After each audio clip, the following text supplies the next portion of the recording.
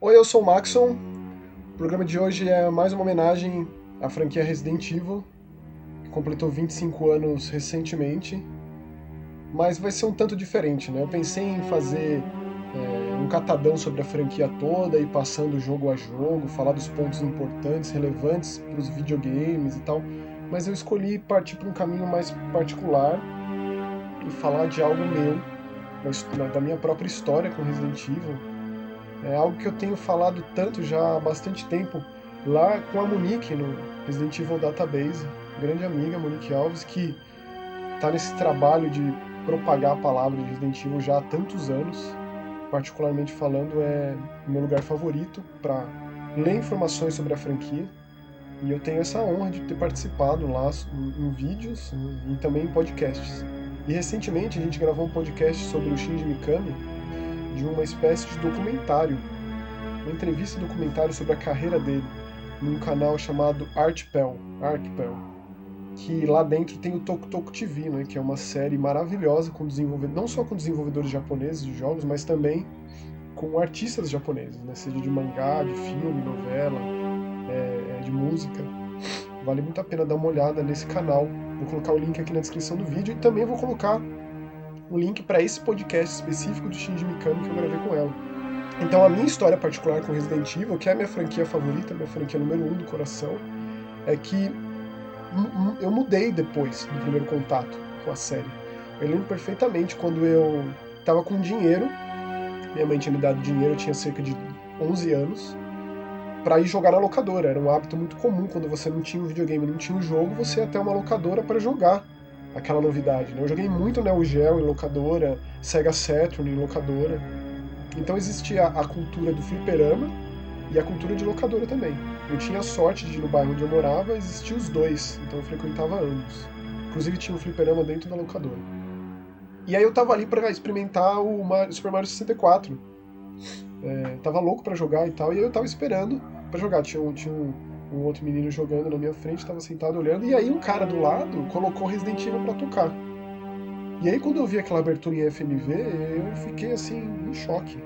Eu não tinha tido muito contato com jogos de PC até então. Eu já tinha visto em lojas a caixa do Fantasmagoria, pegado aquilo na mão e ficado impressionado e tal, com esse lance do FMV que dominou a primeira metade dos anos 1990, mas principalmente nos computadores. Né?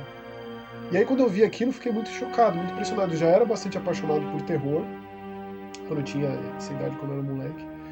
Já gostava de A Volta dos Mortos-Vivos, de A Noite dos Mortos-Vivos e tal. Então quando eu vi aquilo me impressionou muito.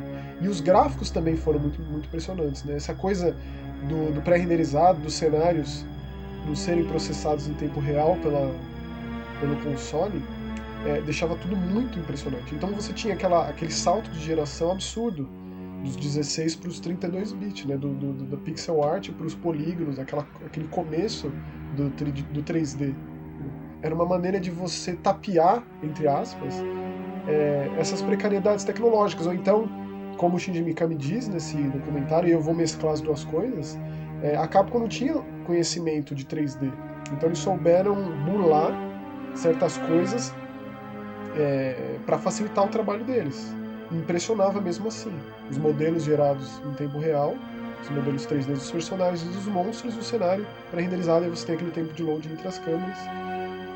E aí funcionava perfeitamente, porque existia um controle, uma direção, um domínio por parte dos realizadores no terror que chega até você como jogador.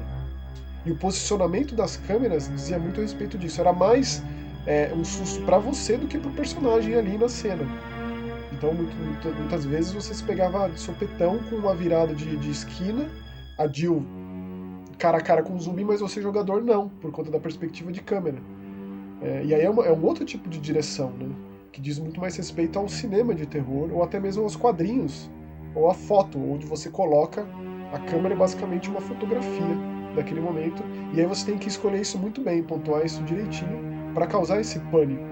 E eu diria que se não fosse posicionamento de câmera no corredor L ali da mansão, que foi o meu primeiro susto jogando videogame de muita gente, imagina, do cachorro pulando pela janela, não seria tão eficaz, não seria só o barulho no silêncio, né, do cachorro pulando e do barulho da vidraça quebrando. Então é muito genial quando a gente para e pensa nesse sentido, porque realmente, né, as problemáticas técnicas, as precariedades técnicas ou esse conhecimento limitado que dá vazão à criatividade, a como lidar com aquilo, a como resolver problemas de forma criativa. Resident Evil é muito disso. E ali o Shinji Mikami diz muito, né, que nasceu como um jogo de primeira pessoa, porque ali na primeira metade dos anos 90 Doom era um grande sucesso, né, só existia isso, jogos tipo Doom. Depois o Resident fez os jogos tipo Resident Evil, que é incrível de se pensar. Mas aí eles foram tolindo aqui e ali, e aí virou o que a gente conhece como um remake do Sweet Home, que também é uma outra informação sempre importante de dizer. Eu, particularmente, não tive contato com o Sweet Home, até muito, muito tempo depois, com uma emulação e com tradução de fã, porque esse jogo nunca saiu do Japão, porém, Alone in the Dark sim. Alone in the Dark era famoso, todo mundo que tinha um contato com o terror, ali no caso era ler revistas de terror, ou conhecer pessoas que também se interessavam. Eu, no meu caso, sempre cito aqui meu tio, que era a minha grande referência, ainda é, com relação a essa temática, que me apresentou muitas coisas de uma maneira muito parcimoniosa, assim, muito compassada, muito sã, tipo, eu não vou mostrar para esse menino tal coisa. Porém, eu sempre escapulia nas locadoras, e não sei porquê, sempre me deixavam alugar o que eu queria. Então, pode-se dizer que eu dei uma burlada nessa metodologia aí. Resident Evil, não sei até que ponto se encaixava, mas eu sei que o meu tio viu jogando o primeiro, meu tio acompanhou bastante eu jogando o segundo, e eu sei que ele também gostou muito do 4.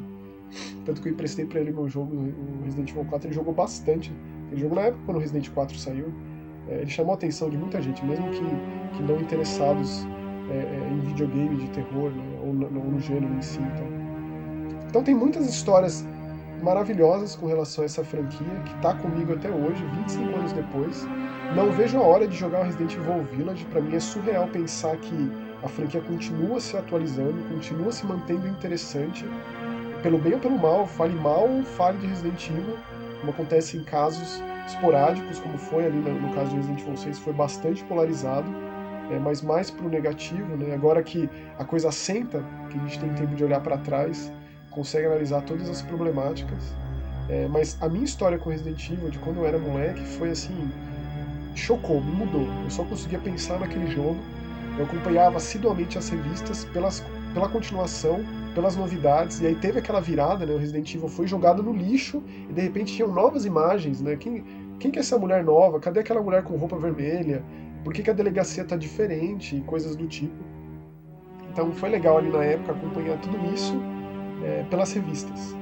Tudo isso para mim é muito maravilhoso. A minha história com Resident Evil, eu posso ficar falando por horas e horas, e especificamente sobre cada um dos jogos, porque é realmente um prazer falar sobre isso, mas já me estendi demais por aqui. Gostaria de saber de vocês aí que estão assistindo, ouvindo, qual que é as suas histórias particulares com Resident Evil. Escreve aqui para mim nos comentários, vou ficar muito feliz de conversar sobre. Essa que para mim é a minha franquia do coração número 1, e espero daqui 25 anos continuar falando sobre, e certamente em breve falarei sobre o Village, porque 2021, né, vai ter muita coisa. A gente já tem aí a série live action da Netflix, com uma história original das irmãs Wesker lá, vai ter a série em animação, né, com o Leon e com a Claire, animação 3D, vai ter um filme novo, mais o segundo semestre, agora o Village, então vai ter muita coisa de Resident. Certamente falarei sobre tudo aqui no Mask Horror. Então é isso aí, valeu, tchau!